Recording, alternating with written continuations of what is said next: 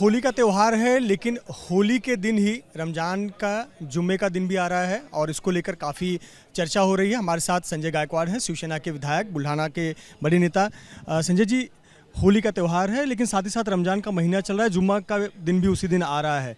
अब ऐसे पर बयान अलग अलग आ रहे हैं कि कुछ लोगों तिरपाल पहन ले बुर्के की जगह पर, या फिर साल में सिर्फ एक बार होली आती है। तो अलग अलग बयान आ रहे हैं, किस तरह से देखते हैं आप?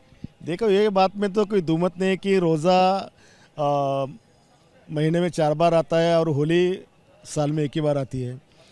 और मेरा ख्याल है कि हिंदू समाज, हिंदू लोग जो है वो होली अपने अपने पद्धति से, अपनी ताकत से बनाएं, और मुस्लिम समाज जो है उनका रमज़ान भी वो बनाए। लेकिन रमज़ान के लिए होली बंद करो या होली के लिए रमज़ान बंद करो, ये बात मुझे तो भी मैं एक्सेप्ट नहीं करता हूँ। वो उनका त्यौहार करे, ये इनका त्यौहार करे, इसमें कोई बाधा नहीं आनी चाहिए।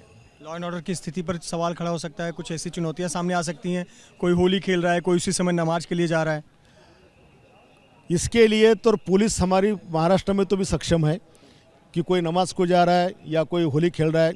होली खेलने वालों ने भी जानबूझकर किसी की भावना का ठेस पहुँचे, इस तरह का कृत्य नहीं करना चाहिए। ना ही जहाँ होली चल रही है वहाँ में हमारे मुस्लिम भाइयों जाना चाहिए। नमाज में तो घर में भी अदा की जाती है। नमाज करने का मतलब होता है कि पाक जगह पर नमाज की जाती है, पवित्र जगह पर की जाती है। तो पवित्र जगह घर पे भी हो सकती है। अगर हमें कुछ चीज़ें टालनी हो तो हम ऐसा कर भी सकते हैं।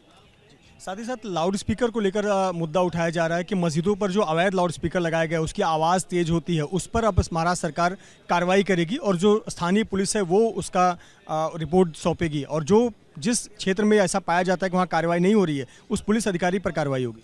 देखो, सीधा सुप्रीम कोर्ट का इसमें साइटेशन आया, केस लॉ है कि रात के 10 बजे से सुबह 6 बजे तक 45 डेसिबल के ऊपर आवाज़ होना नहीं चाहिए, मतलब लाउड स्पीकर चलना नहीं चाहिए, और दिन में 55 डेसिबल के ऊपर जाना नहीं चाहिए।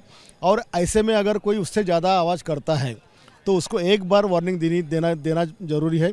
और एक बार वार्निंग देने के बाद यदि वो फिर वही गलती करता है तो लाउड स्पीकर जब्त करने के आदेश सुप्रीम कोर्ट ने दी है। इसलिए महाराष्ट्र सरकार कुछ नया नहीं कर रही है, जो सुप्रीम कोर्ट ने कहा है वही इम्प्लीमेंट गवर्नमेंट कर रही है। मल्हार सर्टिफिकेशन को लेकर एक मुद्दा छिड़ा हुआ है कि क्या इसकी आवश्यकता है? क्या वाकई में चिकन मटन की दुकान पर वहाँ पर सर्टिफिकेट लगाने की ज़रूरत है कि ये चिकन मटन हिंदू खाएगा, ये चिकन मटन मुस्लिम खाएगा? नहीं, ये तो अपने इच्छा की बात है। अगर जहाँ साफ़ सुथरा मटन लोगों को मिलता है, लोगों ने वहाँ साफ़ सुथरा लेना चाहिए। हो सकता है कुछ समुदाय थोड़ा उनका वो जो है वो डर्टी होगा या वहाँ साफ़ सफाई नहीं होगी, तो ऐसी जगह पर टालना चाहिए। उनका कहने का मतलब ये हो सकता है। लेकिन ये भी जो है मटन का वगैरह, ये इच्छा से ही होगा। ऐसा इस पर ये धर्म से लो, ये धर्म से मत लो, ऐसा कोई कानून नहीं हो सकता। एक मेरा सवाल है कि नीतीश राणे ने एक बयान दिया कि छत्रपति शिवाजी महाराज के साथ में मुस्लिम मावले नहीं थे, मुस्लिम सैनिक नहीं थे। आप इससे सहमत हैं? देखो, शिवाजी महाराज के साथ में सिद्दी वाहवा, सिद्दी इब्राहिम, सिद्दी हिलाल, इब्राहिम खान तोपखाना प्रमुख थे।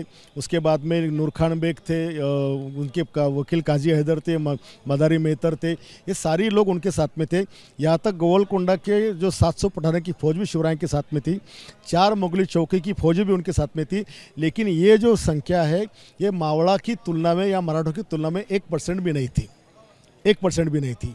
इसलिए ऐसा बोलना उचित नहीं। और शिवाजी महाराज की लड़ाई किसी धर्म के खिलाफ में नहीं थी, उनकी लड़ाई स्वराज के लिए थी। परकीय आक्रामक जो हमारे देश में पूरी तरह से हैदोस कर रहे थे, उनके खिलाफ में उनकी लड़ाई थी। वो कोई भी धर्म के खिलाफ में लड़ाई नहीं थी। ये मैं बात स्पष्ट करना चाहूँगा। सर, एक सवाल ये है, एयरटेल कंपनी को लेकर एक जो विषय उठ रहा है कि वहाँ पर मराठी भाषावादक होना चाहिए, एक मराठी रिप्रेजेंटेशन होना चाहिए बोलने वाला। आप सहमत है उससे? इंटरनेशनल कंपनी है, टेलीकॉम कंपनी है, वहाँ पर कंपलसरी होना चाहिए कि मराठी भाषिक वहाँ पर व्यक्ति हो। अब ऐसे भी सुविधा तो उपलब्ध होती है, आप हिंदी, मराठी, इंग्लिश भाषा में बात कर सकते हैं। देखो, ऐसी एयरटेल कंपनी का ग्राहक कोई एक समाज का आदमी नहीं होता है। कोई भी कंपनी हो, एक मोबाइल कंपनी है, उसको तो मुस्लिम भी खरीदेगा, चाहे फॉरेनर भी खरीदेगा, ये भी खरीदेगा। तो सबको समझ में आनी चाहिए, इस तरह का एंकर उनका वो भाषा होनी चाहिए। रहा बार बार हम मराठी भाषा का विषय करते हैं, हर प्रांत में उनकी भाषा बोलना ये प्राथमिकता होनी चाहिए। लेकिन अगर हम अलग प्रांत में जाते तो क्या हम हमारी भाषा में उनसे बात कर सकते हैं क्या? इसलिए अभी संभाजी महाराज, उन्होंने 16 भाषा का उनको ज्ञान था। शिवाजी महाराज को कई भाषाओं का ज्ञान था, तो क्या हम उनको मराठी कहेंगे? कि नहीं भाई उन्होंने ये मराठा नेता थे, इनको मराठी बोलना चाहिए था। ऐसा नहीं है। हम आज पूरी दुनिया नज़दीक हो चुकी है। आज आदमी अमेरिका से निकलता है तो इंडिया पहुंचता है, इंडिया से निकलता है चाइना पहुंचता है। सारी भाषा का ज्ञान इंसान को जरूरी है। बहुत बहुत धन्यवाद हमसे बात करने के लिए। संजय गायकवाड़ शिवसेना के विधायक नेता, जिनका कहना है कि होली का त्यौहार तो बहुत धूमधाम से मनाया जाएगा, क्योंकि होली साल में एक बार आती है और जुम्मे की नमाज तो साल में 52 बार आती है, और ऐसे पर बिना किसी बाधा के होली का त्यौहार धूमधाम से मनाया जाना चाहिए। कैमरामैन आसिफ खान के साथ मृत्युंजय सिंह, ABP न्यूज़, मुंबई।